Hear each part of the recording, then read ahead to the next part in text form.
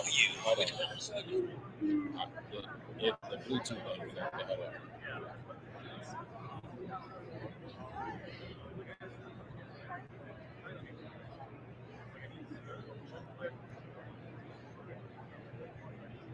Come on. There it's fine.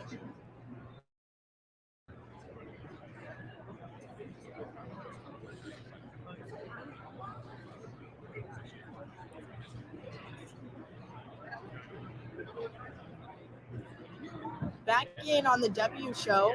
We're live from Super Bowl 56 Radio Row here in LA. Coming out strong with some girl power once again. We've got Annie Agar, NFL and college football correspondent for Bally Sports. How are you today? Great. How are you doing? Good. Can you tell us a little bit about what you got going on here today?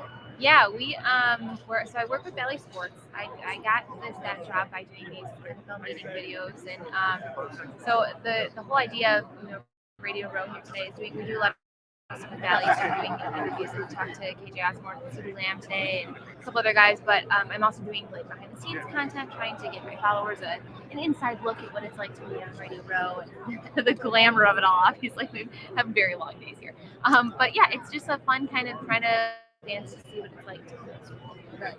One of the things you're kind of known stable is making athletes teams uncomfortable. Tell us a little bit about how you got that type of platform and how much fun you had. That's a great way, but that's actually one of my bios. It says I love uncomfortable meetings, putting teams in uncomfortable meetings. So the whole idea of doing these videos, doing these meetings, was to bring some comedic relief during COVID, because we all were super down and nobody really remembered that it was okay to laugh when something traumatic happens like that to the whole world. And sports is a great way of kind of escaping all that, for me at least, and I know for a lot of other fans. So I wanted to remind people about, sports are still happening even though they're not going on right now. We get to talk about them. And these meetings were great because we were all doing Zoom meetings. So I just had this idea, and I work in like Big Ten territory. That was my what I covered a lot. So I had this idea what it would be like if the Big Ten was trying to get football going again. How they have to be having a Zoom call because that's all we could do. So what that Zoom call would kind of look like, because they all do hate each other. Like, from my experience, working in the Big Ten, I know Michigan State fans do not like each other, would not want to be in that meeting. And it was just fun because I kind of knew the vibe of each team and how they would hopefully thought I knew how they would respond in a meeting. So then from there, it just kind of led to these NFL meetings, and it's so fun because I feel like I have an inside joke with each fan base, and that's what I try to portray in the meetings. So. Yeah, I love it. Well, last year was my first year here on Radio Row. Obviously, it was a different dynamic. Like you said, with COVID, everything was different. You could hear a pin drop in this place. So coming in this year, I have to say it was a little bit intimidating. Yeah. And we're obviously out here women. We're definitely outnumbered. So what does it mean to you to be a woman in sports? Yeah, that's a great question. I love it. It's so difficult to, like you said, to see this room, and there's so many successful people, which is great. But then you start thinking, second guessing yourself. Is my content good enough? Did I do this? It's great to see all these people, and especially women. I think the biggest thing I've learned is to just not try to be like everybody else. Everybody can bring something special to the table, and the sports industry is very heavily saturated with women right now, which is great for us.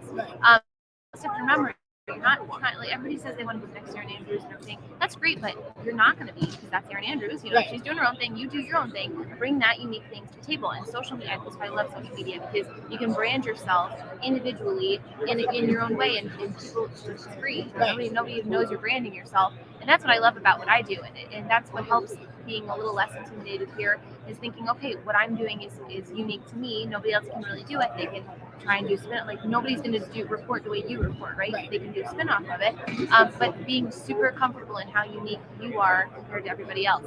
And you look at all the successful people. That's how they got there, was being super different. It's not different to us now because they've set the tone. They've paved that path. But I think everybody can bring this special, unique thing. And women in the industry, don't worry about what the other woman's doing. Don't think that you're trying to constantly compete with them or compare yourself. Just be you, completely different, and that's how you'll have success. For sure. Now, speaking of branding yourself, I know lately there's been a lot of critique in how women represent themselves dressed in sports, in reporting. So how do you dress and brand yourself and have your own swag mixed in while trying to do that. Man, I should have brought a lot more sweaters. That's what I'm saying right now. It is so cold in this building. Right. That's another really great question. I love my brand because I like dressing up, Yeah. like that. But I also my image is a T-shirt, right? Like I wear these T-shirts in my meetings. So if I could wear a T-shirt every day and do these interviews, I'd love it because Amen. that's my brand. Yeah. Right. And I think that downplays the whole.